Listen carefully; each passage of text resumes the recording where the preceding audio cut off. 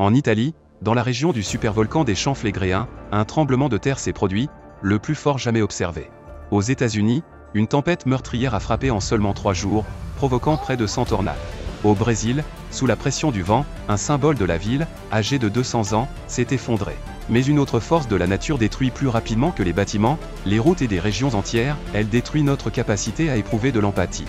À ce sujet, et concernant les événements climatiques survenus entre le 12 et le 18 mars, découvrez la suite dans cette revue.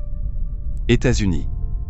Un front de tempête meurtrière a traversé les États-Unis du 14 au 16 mars, laissant derrière lui chaos et destruction. Il a provoqué des tornades, des tempêtes de poussière, des pluies, des chutes de neige et des incendies de forêt, couvrant de vastes territoires, de la Californie à l'Alabama. En 3 jours, 100 tornades ont été enregistrées au Midwest et dans le sud du pays, transformant des régions entières en ruines. L'État du Missouri a été le plus touché où 12 personnes y ont perdu la vie, et la ville de Poplar Bluff a vu plus de 500 maisons détruites. Dans le comté de Saint-Louis, une tornade de catégorie EF2 a traversé près de 50 km de zones densément peuplées. Le vortex, large de plus d'1 kilomètre, changeait fréquemment de direction et a causé des dégâts importants dans au moins 9 localités. En Alabama, 2 personnes ont été tuées par la tempête, et des dégâts importants ont été signalés dans 52 comtés. En Arkansas, le radar a détecté pas moins de 10 tornades, dont 2 puissantes de catégorie EF4, qui ont frappé en une seule journée. C'est la première fois en 28 ans que cela se produit. Les villes de Cushman et Cave City ont été tellement endommagées par le cyclone EF3 que certains quartiers sont devenus méconnaissables. Dans le Mississippi, la petite ville de Tillertown a été frappée 2 fois par des tornades en une seule journée. L'État a également émis des alertes pour des inondations soudaines en raison des fortes pluies. Et pour aggraver le chaos, un tremblement de terre de magnitude 3 s'est produit dans la partie centrale du Mississippi en même temps. Les vents de force ouragan ont également provoqué d'énormes incendies de forêt dans les États de l'Oklahoma, du Texas et du Kansas. Dans plusieurs villes, une évacuation d'urgence a été ordonnée. En Oklahoma, le feu a détruit plus de 400 maisons, faisant au moins 4 victimes, tandis que plus de 140 personnes ont été blessées. Les vents atteignant 136 km/h ont causé des tempêtes de poussière violentes dans les États du Texas et du Kansas. La visibilité a chuté de manière drastique, transformant les routes en pièges mortels. Dans la région des villes de Lubbock et Amarillo, plus de 30 accidents ont eu lieu, faisant 4 morts. Au Kansas, sur l'autoroute Interstate 70, une tempête a provoqué un accident de circulation massif qui a fait 8 morts et 46 blessés. Cette tempête a été l'une des plus destructrices aux États-Unis ces dernières années. Les météorologues l'ont qualifiée d'événement climatique extrême de haute intensité. Bien que des tornades surviennent en mars et avril, cette fois, de puissants phénomènes météorologiques se sont superposés, les rendant particulièrement dangereux et provoquant des destructions massives, faisant au moins 42 victimes.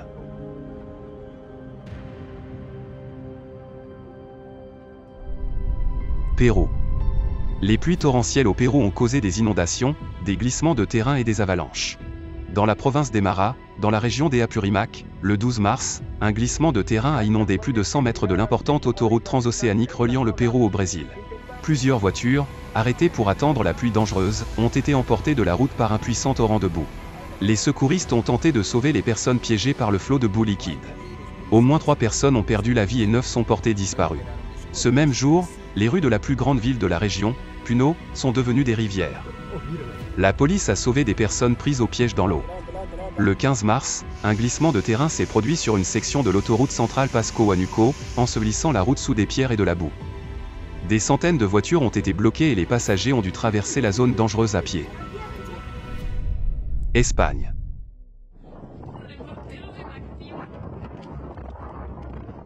Le 13 mars, en plein jour, une tempête soudaine mais puissante, avec des rafales de vent et une tornade, a laissé des traces de destruction dans le centre de la ville de Tormando, des arbres renversés, une ligne à haute tension tombée, des clôtures arrachées, des corniches emportées et même une partie d'un bâtiment effondré.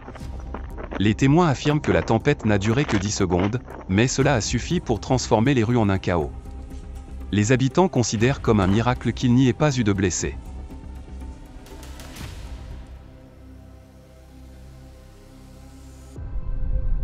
Brésil.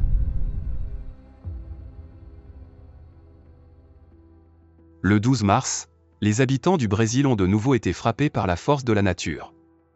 À Sao Paulo, des pluies torrentielles ont inondé les rues, de la grêle est tombée dans certains quartiers, et le vent a renversé plus de 340 arbres. Parmi eux se trouvait un symbole historique de la ville, un arbre bicentenaire de 30 mètres de haut. La vitesse maximale des vents enregistrés par les stations météorologiques était inférieure à 63 km/h, mais après avoir évalué l'étendue des dégâts, les experts ont conclu que dans le centre-ville, les rafales dépassaient les 100 km/h. Le caractère local des dommages permet de supposer qu'il s'agissait d'un micro-rafale. 63 routes ont été bloquées, et près de 174 000 foyers ont été privés d'électricité. À la suite de la chute d'un arbre sur un taxi, les passagers ont été blessés, et malheureusement, le chauffeur est décédé. À Rio de Janeiro, la deuxième plus grande ville du Brésil, la tempête a paralysé le trafic. L'aéroport Santos Dumont a retardé les vols, le métro de la ville a partiellement fonctionné, et l'une des plus grandes hôpitaux a été partiellement affectée. Dans le quartier de Cidade Nova, un cirque qui avait opéré à un endroit pendant 21 ans a subi de lourdes pertes. Sa structure métallique a été complètement emportée par le vent.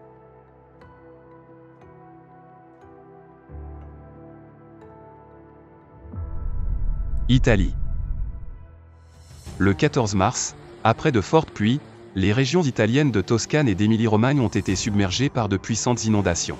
Les stations balnéaires étaient littéralement englouties par l'eau. À Mugello, jusqu'à 110 mm de précipitations sont tombées en moins de 12 heures.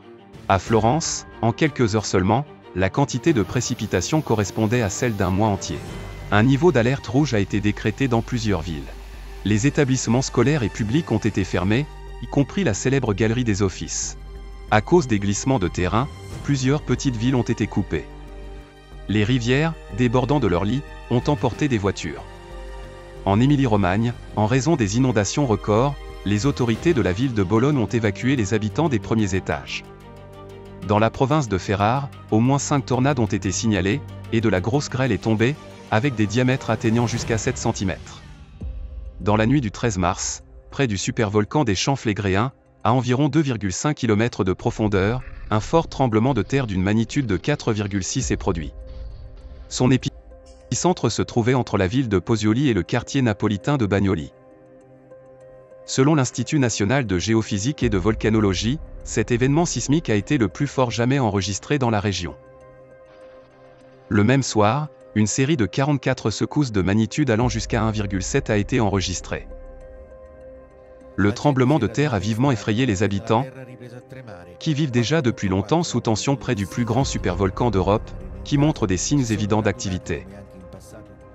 Beaucoup de citoyens ont préféré passer le reste de la nuit dehors, n'osant pas retourner chez eux. À Pozzuoli, une femme a été blessée par un plafond suspendu qui s'est effondré. À Bagnoli, des pompiers ont aidé plusieurs personnes à sortir, car les portes d'entrée étaient bloquées.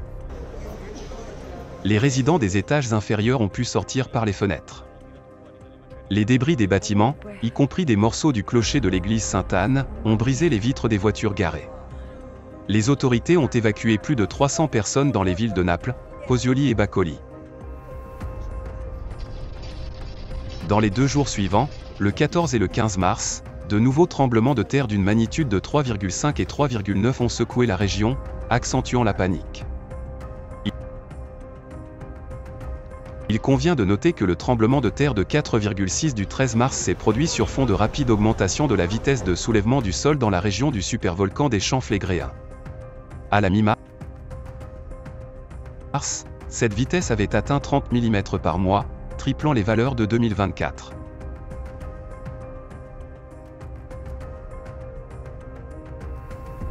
Roumanie.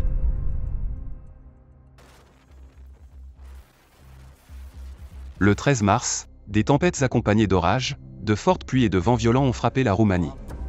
Dans la capitale, Bucarest, le vent a déraciné 61 arbres, endommageant des dizaines de voitures. Dans le comté de Vrancea, un homme est décédé après qu'un arbre soit tombé sur lui. La tempête a arraché le toit d'un immeuble dans le comté de Suceava, et dans le comté de Sătumaru, elle a renversé un camion. Dans les zones montagneuses, des rafales de vent ont été enregistrées à plus de 183 km/h. La grêle, un phénomène extrêmement rare à cette période de l'année, est tombée dans de nombreuses régions du pays, transformant les routes en patinoires. À Brahof, elle a endommagé les plantes, et dans les voitures, les grêlons ont brisé les vitres et endommagé les carrosseries. Dans le comté de Cluj, un éclair a frappé une maison, provoquant un incendie, et 13 localités du comté de Maramur ont été privées d'électricité à cause des arbres et poteaux tombés.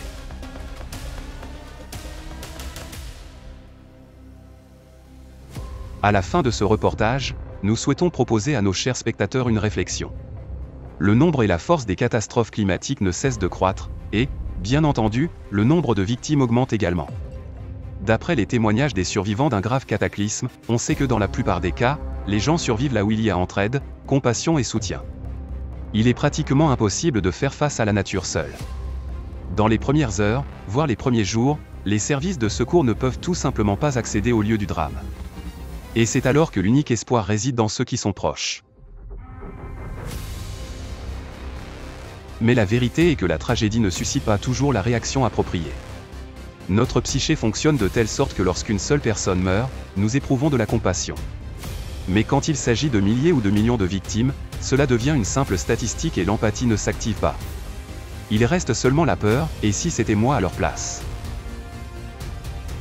Plus nous verrons de catastrophes et de victimes, moins la compassion et le désir d'aider naîtront.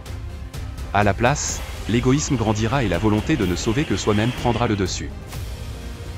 Selon les scientifiques, si rien n'est fait dans les plus brefs délais, les cataclysmes climatiques se développeront à tel point qu'ils emporteront un nombre considérable de vies humaines. Mais voulons-nous vivre dans un monde où chacun est pour soi?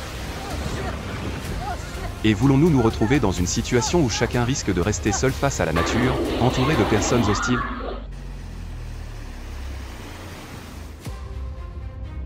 C'est encore une raison importante d'agir dès maintenant pour trouver une solution à la crise climatique.